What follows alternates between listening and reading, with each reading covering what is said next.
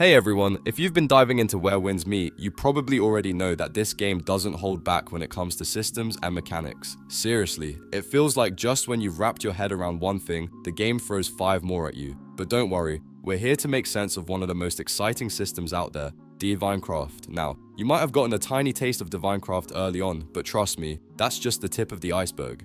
In this video, we're going to go through everything you need to know to fully unlock and master the Divinecraft system. By the end, you'll be crafting, upgrading, and exploring like a pro. So sit back, grab your in-game tools, and let's dive into the complete guide to Divinecraft. I'm quickly moving on to the video. Very small portion of the audience is subscribed to the channel. If you enjoy these types of list videos, please don't forget to subscribe if you like these types of videos. Enjoy watching. Thanks. Let's dive into the fascinating world of Divinecraft in Where Winds Meet. Now, don't get intimidated by the name. It might sound complex, but once you get the hang of it, it's actually really fun and adds a whole new layer to your combat. Early on in the game, you'll unlock a small slice of the Divinecraft system.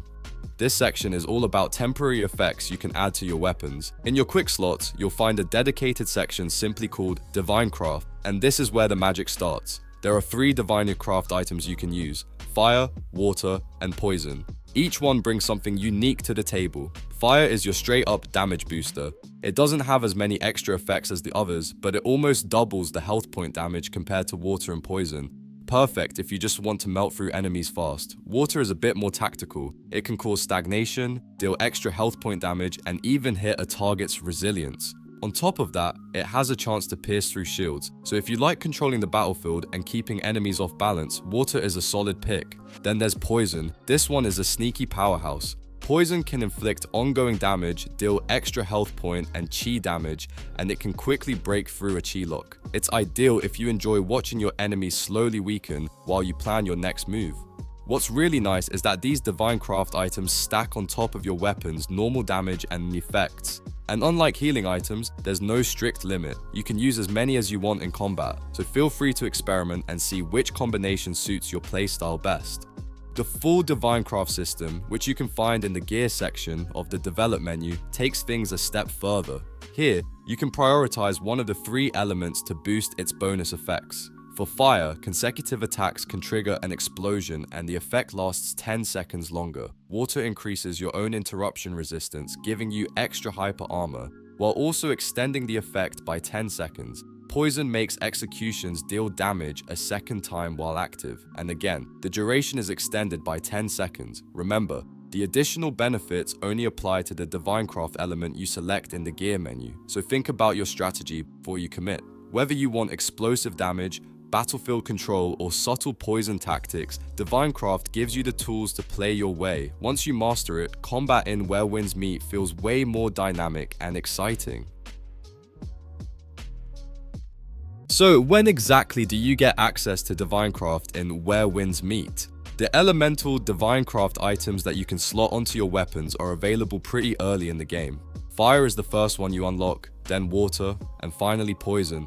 Unlike crafting systems you might be used to, you don't need to create these items. Instead, you pick them up directly from the environment. Sources of fire, certain flowers, and even mushrooms can replenish your Divinecraft items, which makes exploring the world a lot more rewarding.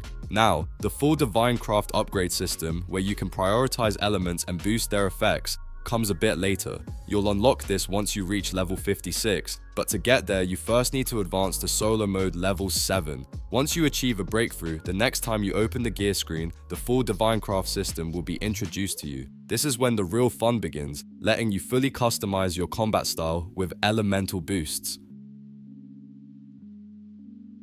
The Divinecraft system in Where Winds Meet is not only fun to use, it actually encourages you to play around with status effects more strategically. What's even better is that you can upgrade each of the elements, making them stronger and giving you even more reason to incorporate them into your combat. Upgrading Divinecraft isn't as simple as just picking up items though. You'll need special materials that only appear after you've unlocked the full Divinecraft system. Each element has its own unique upgrade material. Fire uses fire grease, water uses water wax, and poison uses toxic essence. These materials also come in different levels from 1 to 3, and each level gives a different amount of experience. Level 1 materials grant 500 experience points, while level 3 materials give 2000 experience points. Unlike other systems where you need a set number of items to upgrade, Divinecraft works on an experience system. For example, to reach level 2 on any Divinecraft element, you need 10,000 experience points. You can use a mix of materials over time, rather than needing all 10,000 points in one go. Where do you find these upgrade materials? They spawn in the same locations as the base Divinecraft items. Fire grease shows up in fire sources like braziers, water wax in flowers such as peonies, and toxic essence can be gathered from mushrooms. The level of the material you pick up is random, so it's a bit of a waiting game. Now, upgrading is one thing, but unlocking the extra effects for each Divinecraft element is a separate process. These extra effects aren't unlocked with experience points. They require you to offer up specific materials that the system requests. These extra effects also have level thresholds before they become available. For most elements, you'll need to reach level 3 for the first extra effect and level 5 for the second, further down the upgrade tree.